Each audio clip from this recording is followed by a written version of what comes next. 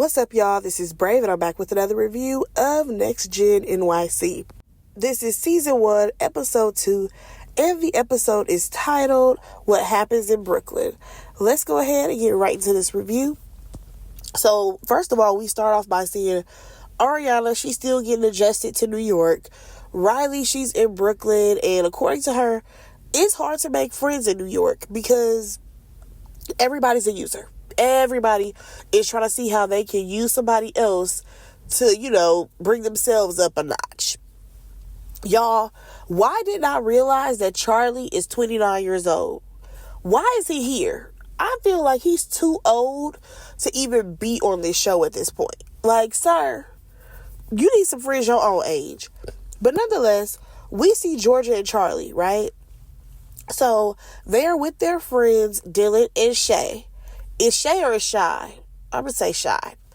So, basically, Georgia told Charlie when she was about to leave the night before, or however many days ago before, about the whole situation with Riley. Because as we know, Riley was not messing with that girl because Georgia decided that she was not going to wash her hands. Now, in a scene that was not played last week, she literally told Charlie, like, oh, should I just storm in there and say F you? Girl, who was you gonna tell that to? Not Riley? Not Candy's daughter?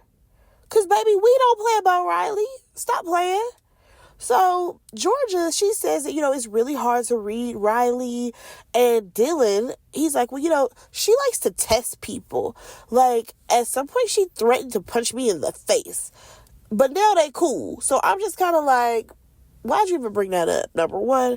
Number two, don't y'all ever try to set it up to make it look like Riley is like a bully. Because that's the energy that is given. Nonetheless, they talk about Gia or whatever, and Dylan brings up the infamous video of Gia singing that goddamn song when she was a child. Waking up in the morning, thinking about so many things. Okay, I'm not even about to sing it, but y'all know the song, okay? And I can't lie, I did have to chuckle when they played it back. So, moving on from there, we see Brooks meeting up with his mom, and he tells his mom all about the date with Charlie and Chloe. Y'all, at this point, I feel like we're beating a dead horse.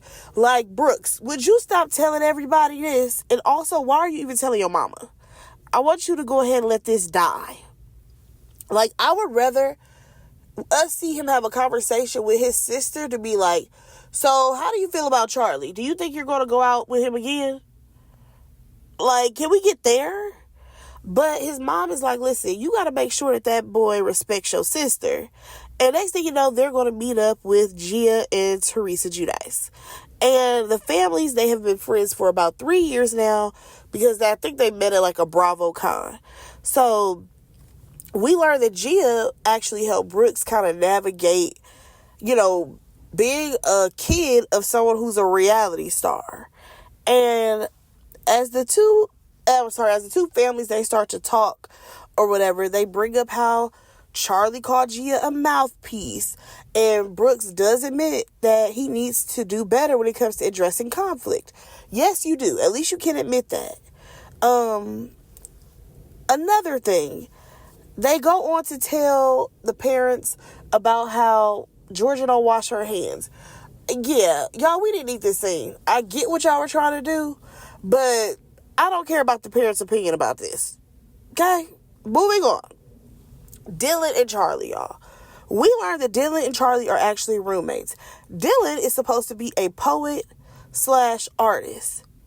Now, according to him, he is living with Charlie, but Charlie is entitled, and he leaves the house nasty. He leaves it a mess, and he'll be like, oh, well, housekeeper is coming, so I'm not about to worry about it.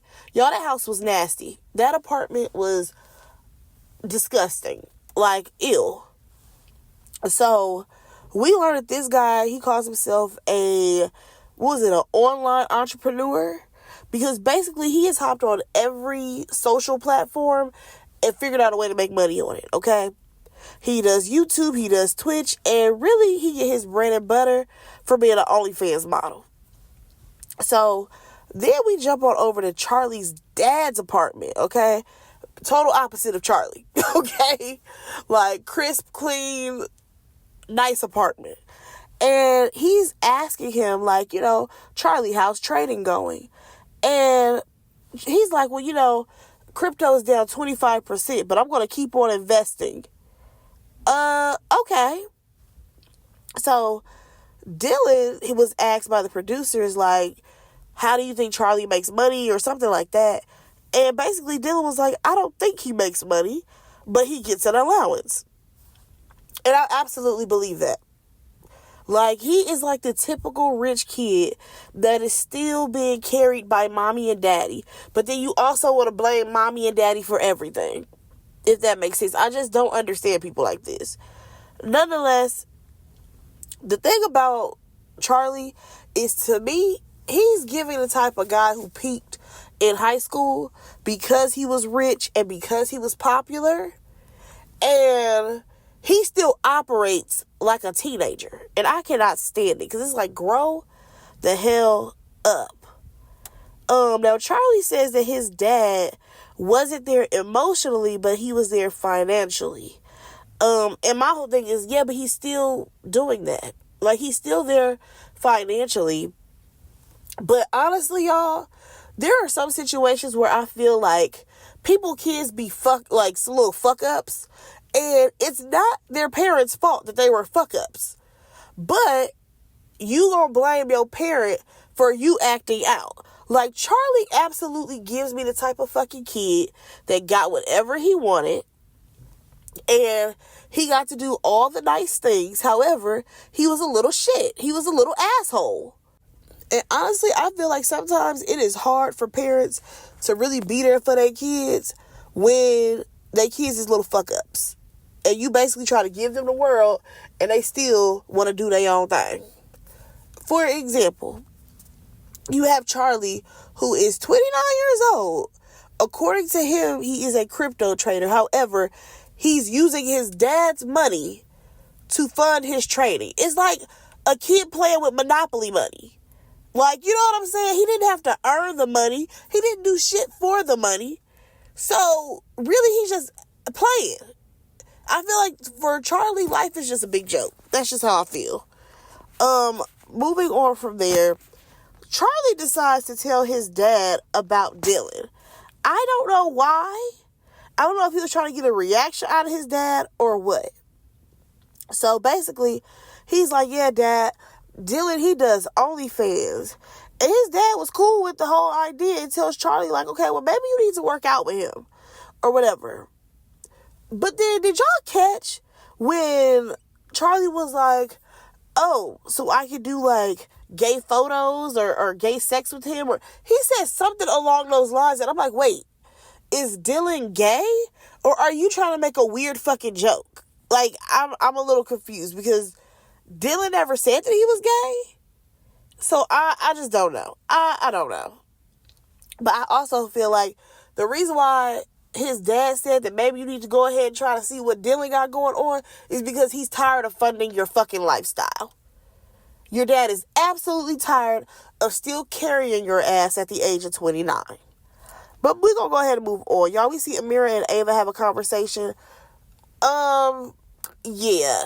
Why did they wear them outfits to the park? Like, I don't know. Something about it. I don't know how to describe it, y'all.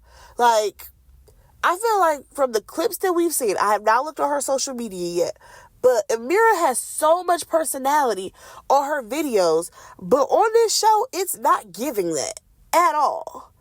So, we learned that Ava is more of a model, while Amira is more of a content creator. And Amira has a boyfriend by the name of Kevin.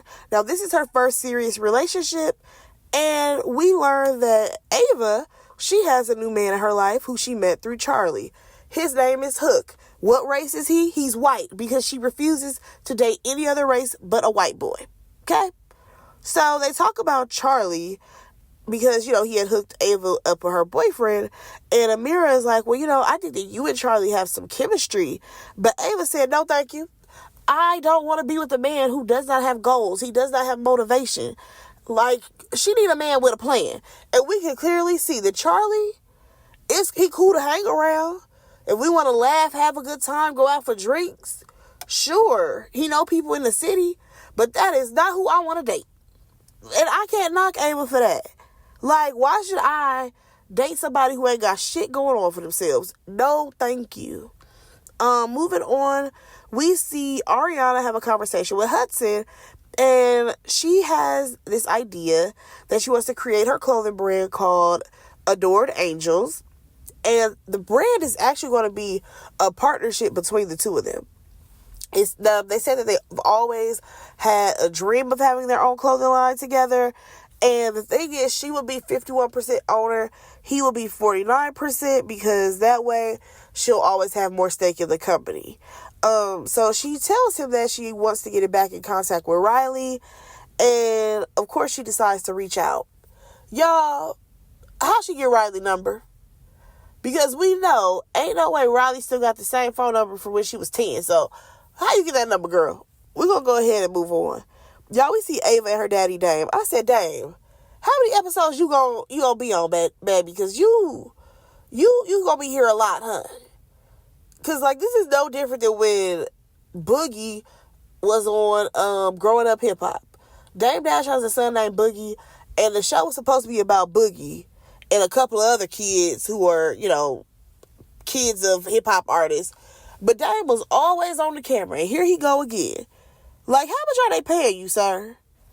But nonetheless, she's going on about how she really wants to model.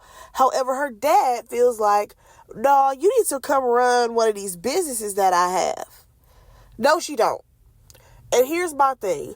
I know that we preach about generational wealth a lot. But I also need for us to accept and understand that just because your parents had a dream or your grandparents had a dream of running a certain business does not mean that that is what that child wants to do.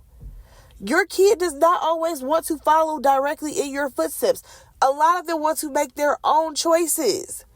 Like, listen, for example, if somebody's parent owned a soul food restaurant or any type of restaurant, right? However, you have a kid that wants to be an engineer. I don't think that they should stop their dream of being an engineer so that way they can come make macaroni and cheese and yams. Like, no, I don't want to do that. Like, all because you did, that don't mean that's for me.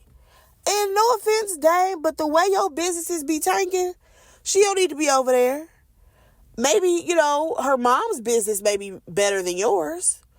But nonetheless, they briefly talk about her mom, actually.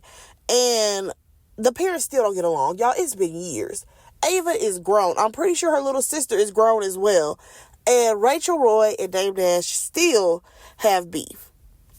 So, at one point, he mentioned how when her mom decided to go ahead and move to LA, he had to sell all his businesses and everything so that way he could be in LA as well. And I'm like, well, wait, if your businesses are thriving and you got money coming in, why'd you have to sell them? I'm just trying to get some understanding and clarity as to why you had to do all that just to move to LA. But whatever. Moving on from there, she ends up asking her dad about his insurance. And basically, she needs to get on his insurance because she has acne and it's being caused by her IUD. So now she want to have it taken out. Baby, we didn't need to know that. Moving on, we see Riley. She has a conversation with her mom. And, she's just saying how she's going to meet up with Ariana. And Candy's like, I hope that y'all are able to reconnect and have a good time together. Like, don't let what me and Kim got going on affect y'all. So both of the ladies, they're a little nervous to see each other.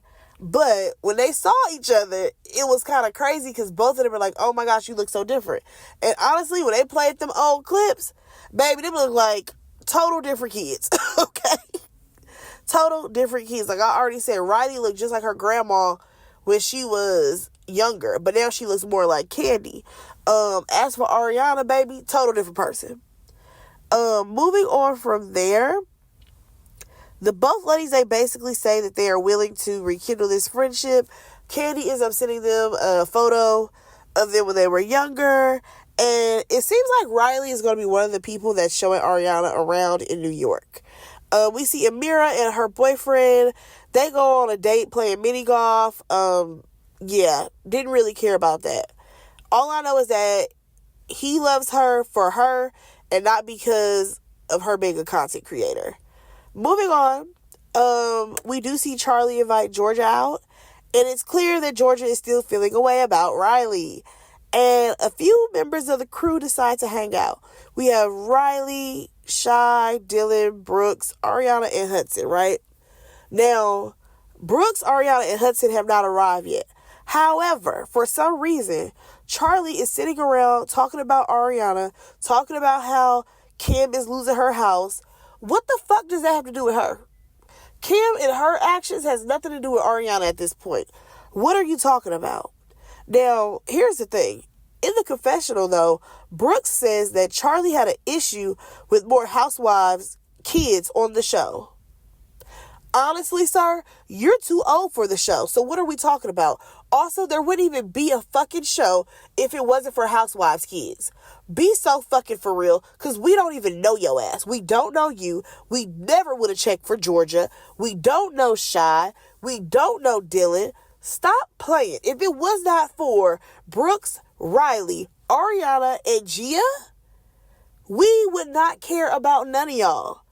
And honestly, we still don't care about y'all. If we want to be honest, it's because we've literally watched those girls and boy, we've watched them grow up on their parents' reality show. And we want to see them, make it on their own and see what they're up to.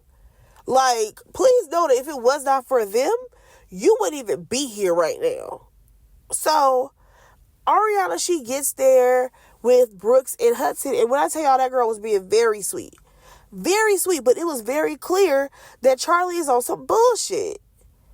Like, he just kept throwing little digs at her. I guess Georgia was on the way, and Charlie was like, oh, anybody have hand sanitizer? And Ariana was like, I sure do.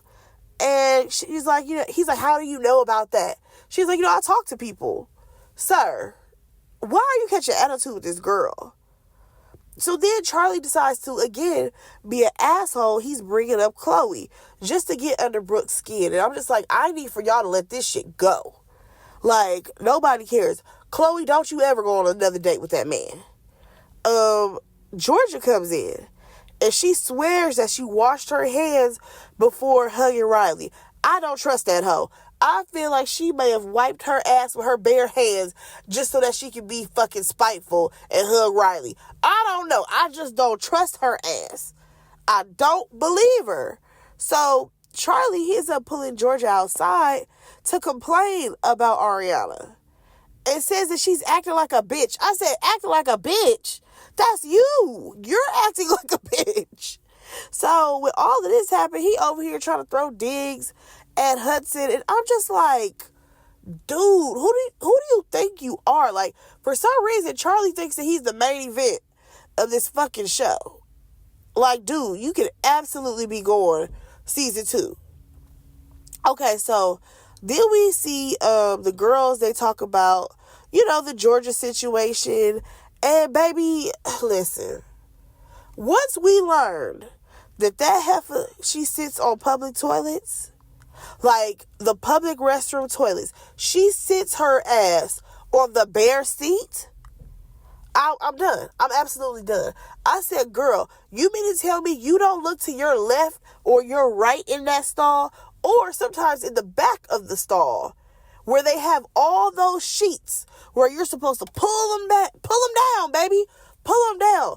Put a couple layers on top of the fucking toilet if you're not going to squat. You decide to sit your bare ass on there? Get her off my screen. Get her off my screen. Like, what are we doing anymore? So, moving on from there, we changed locations because they want to go dancing, and it's at another place in Brooklyn. So, baby, Ariana was struggling to make it in those heels. But when they get there, Charlie said to Brooks, You don't care if I sleep with your sister, right? I'm exhausted. I'm exhausted by this bullshit. You can clearly see that this type of stuff is making Brooks uncomfortable. Like, what is going on? So then Ariana, she like confronts Charlie. Is like, why are you being such a dick? And now Charlie is trying to come for Ariana.